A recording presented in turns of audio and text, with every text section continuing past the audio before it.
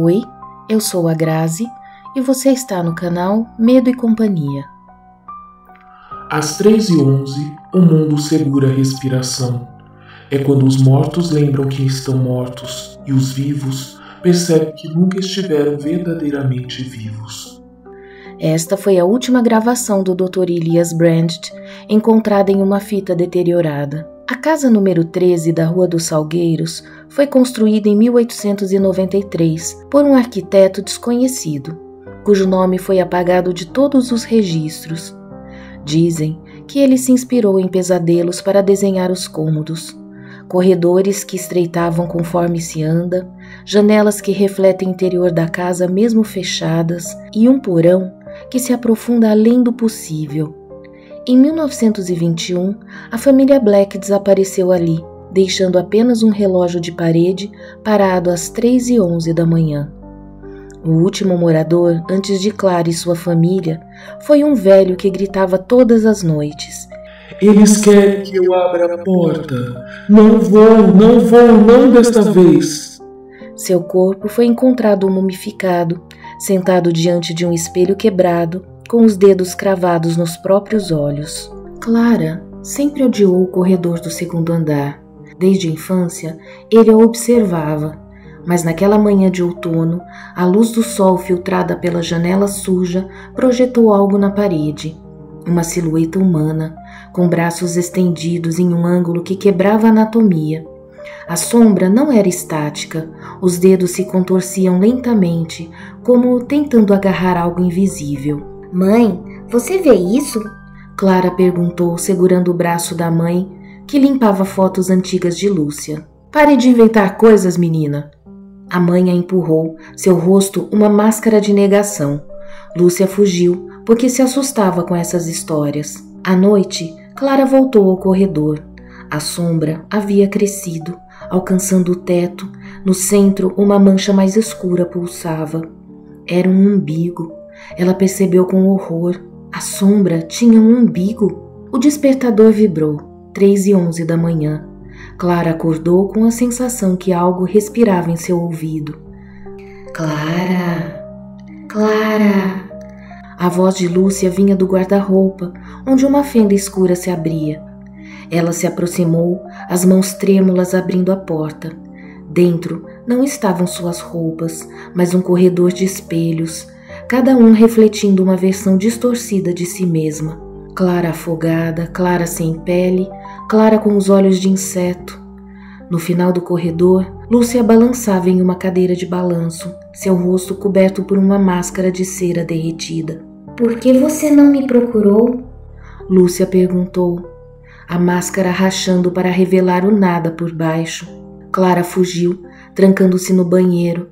No espelho, seu reflexo permaneceu parado, olhando para trás, com um sorriso cheio de dentes afiados. Na biblioteca, Clara descobriu que Elias Brandt não era um homem, mas muitos. Os registros mostravam: Elias Brandt I, 1895-1923. Antropólogo desaparecido após descrever um reino de sombras em seu diário. Elias Brandt II, 1924-1950, filho do primeiro, morreu em um asilo gritando: "Portas que se multiplicam." Elias Brandt III, 1951-1987, neto, deixou centenas de fitas cassetes com gravações de vozes do vazio. O Elias que Clara encontrou era o quarto, um cadáver ambulante, com veias negras visíveis sobre a pele. Ele a levou a um porão secreto sob a biblioteca, repleto de artefatos, espelhos ensanguentados que refletiam criaturas que se arrastavam nas bordas da visão, relógios guturais feitos de cordas vocais humanas, tocando badaladas em uníssono às 3h11 da manhã. A máscara da lamentação, esculpida em um rosto de uma vítima do sombral, sussurrava segredos em latim. "O sombral escolheu sua família." Elias IV sibilou, mostrando uma foto antiga da casa número 13. Nele, seu bisavô segurava um bebê com olhos totalmente negros. "Você é descendente dos porteiros, aqueles que podem abrir caminhos. Lúcia não foi a primeira. Na volta à casa, Clara encontrou a mãe sentada à mesa da cozinha, comendo algo escuro e pulsante. Venha, querida. A mãe sorriu, líquido negro escorrendo de seus lábios. É sua parte. No prato, olhos boiavam em um caldo espesso. Eram os olhos de Lúcia, ainda vivos, seguindo cada movimento de Clara. Você sempre foi a favorita.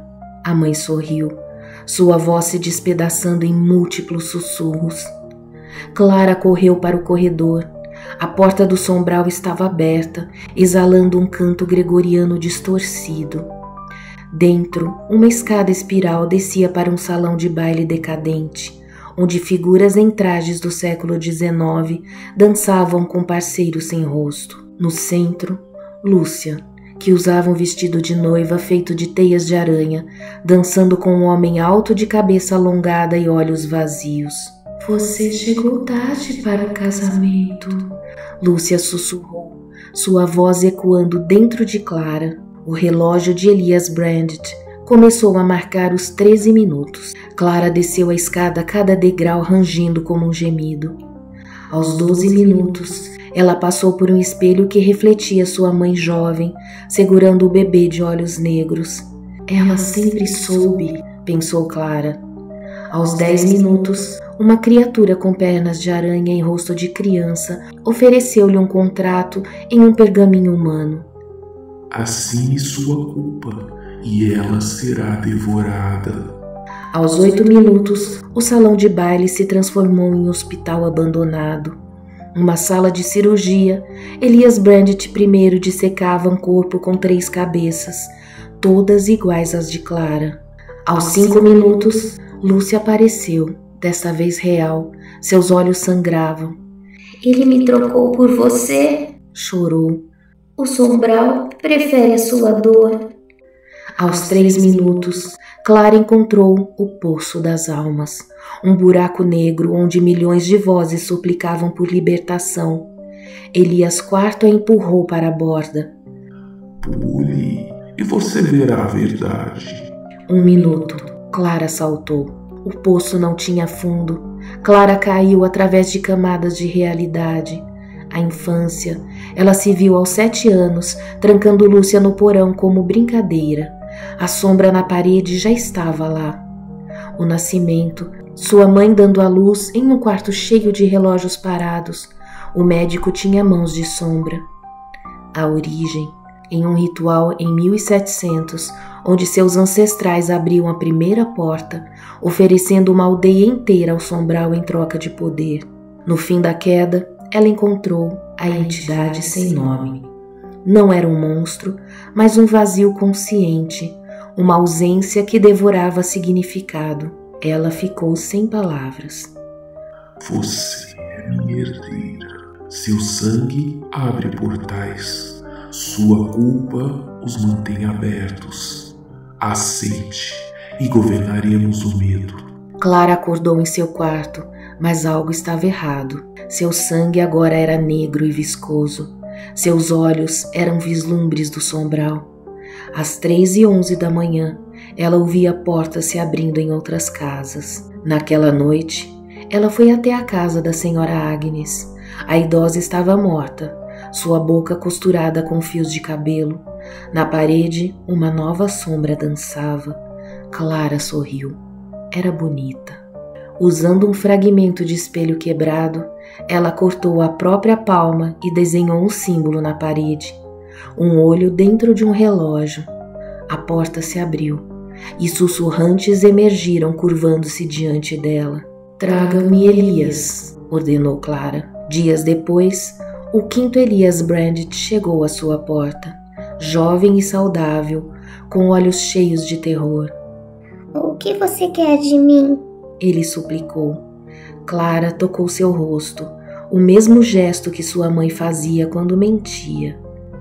Você vai me ensinar a amplificar as portas. 1 ano depois, a cidade estava cheia de relógios parados. Portas apareciam em hospitais, em escolas, em igrejas. Clara, agora, vestida de preto e prata, perambulava pelos limites do sombral, negociando com entidades antigas. Em seu quarto, o reflexo no espelho já não a imitava. Ele assistia, silencioso, enquanto Clara escrevia regras em um diário encadernado em pele humana. Regra 1. Às 3h11, todas as portas estarão abertas. Regra 2. O medo é moeda, mas a traição é ouro. Regra 3. Nunca olhe para trás. Fora, na Rua dos Salgueiros, a casa número 13 brilhava com uma luz púrpura. Dentro, algo maior que o sombral começava a despertar.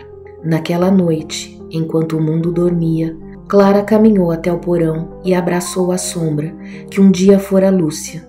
Juntas, elas sussurraram o nome verdadeiro da entidade. E o universo estremeceu. O sombral não é o fim, é o meio. E toda história de terror precisa de uma vilã.